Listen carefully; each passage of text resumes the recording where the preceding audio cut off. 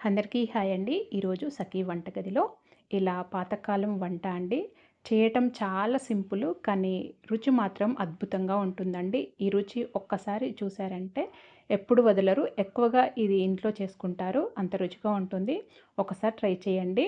ఇది ఎక్కువగా నా చిన్నప్పుడు చేసేవాళ్ళండి. చాలా ఈజీగా అయిపోతుంది కానీ చాలా బాగుంటుంది. నాకైతే చాలా ఇష్టము. ఎక్కువ నోటికేమి తినబుద్ధి కానప్పుడు ఇలా చేసుకొని తింటే నోటికి కూడా రుచిగా ఉంటుందండి. ఇది 2, 3 రోజుల వరకు కూడా నిల్వ ఉంటుంది. ఖచ్చితంగా ట్రై చేయండి. ఇక్కడ నేను ఒక 4 ఉల్లిపాయలు తీసుకున్నాను. ఒక 8 చిన్న సైజుయి టమాటాలు తీసుకున్నాను. దీంట్లో ఉల్లిపాయలు ఎక్కువనే తీసుకోవాలండి. టమాటాలు, ఉల్లిపాయలు సమానంగా తీసుకున్నట్లుగా తీసుకోవాలి. అలాగైతే రుచి చాలా బాగుంటుంది.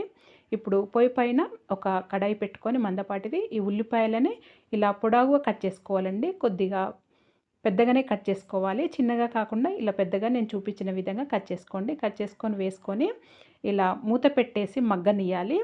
ఇవి ఫ్రై కావద్దండి, జస్ట్ మగ్గాలి. సగం మగ్గిన తర్వాత ఈ ఉల్లిపాయలు మొత్తం ఫ్రై కావద్దండి ఈ కూరకి. ఇప్పుడు దీంట్లో ఫ్రెష్‌గా దంచింది కచ్చపచ్చగా అయినా దంచుకోవచ్చండి. అల్లం ఎల్లిగడ్డ పేస్ట్ ఒక స్పూన్ వేసుకోవాలి. ఇది కూడా ఖచ్చితంగా ఫ్రెష్‌గా చేసి వేసుకోండి. చాలా రుచిగా ఉంటుంది. ఒక పావు టీ స్పూన్ పసుపు, ఒక 2 టీ స్పూన్ల ఉప్పు వేసానండి. దీంట్లో కొద్దిగా ఉప్పు, కారం ఎక్కువనే పడుతుంది. మనం ఉల్లిపాయలు ఎక్కువగా వేసుకున్నాం కాబట్టి ఇది ఉప్పు, కారం ఎక్కువ పడుతుంది. ఒక 2.5 టీ స్పూన్ల కారం పొడి వేశాను. మీరు కారం పొడి, ఉప్పు మీ రుచికి తగినంత వేసుకోవచ్చండి. వేసుకొని అంతా మంచిగా కలుపుకొని మూత పెట్టేసి ఒక్క 2 నిమిషాల పాటు మగ్గనియాలి. ఇలా మగ్గిన తర్వాత ఇప్పుడు మనము కట్ చేసి పెట్టుకుని టమాటాలు వేసుకోవాలి. ఈ టమాటా ముక్కలు కూడా పెద్దగా కట్ చేసుకోండి. అలాగైతేనే రుచి చాలా బాగుంటుంది ఈ కూర. ఈ ఉల్లిపాయలు, టమాటాలు పెద్దగా కట్ చేసుకోవాలి. అలాగే ఉల్లిపాయలు కూడా టమాటాకు సమానంగా తీసుకుంటేనే ఈ రుచి బాగుంటుందండి ఈ కూరది. ఇప్పుడు ఇది టమాటాలు వేసుకున్న తర్వాత కలుపుకొని మూత పెట్టేసి లో ఫ్లేమ్లో పెట్టి మంచిగా మగ్గించుకోవాలండి. దీంట్లో నీళ్లు వేయొద్దు. నీళ్లు వేస్తే ఈ రుచి అంతా పాడవుతుంది. అలాగే ఈ కూర నిల్వ కూడా ఉండదండి.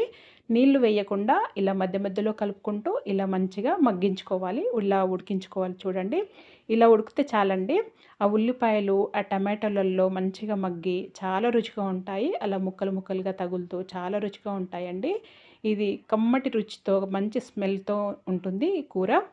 చేయటం చాలా సింపుల్ కదా అండి. అయిపోయింది. దీంట్లో కొత్తిమీర అలాంటివి ఏమీ వేయొద్దండి. జస్ట్ ఇంతే.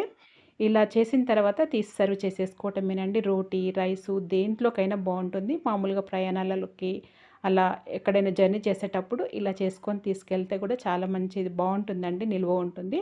మరి మీరు కూడా ఒకసారి ఈ విధంగా ట్రై చేసి మీకు ఎలా వచ్చిందో నాకు తెలియచేయండి. మీకు గనుక ఈ వీడియో నచ్చినట్టయితే లైక్ చేయండి, షేర్ చేయండి, సబ్స్క్రైబ్ చేసుకోండి. Thank you for watching.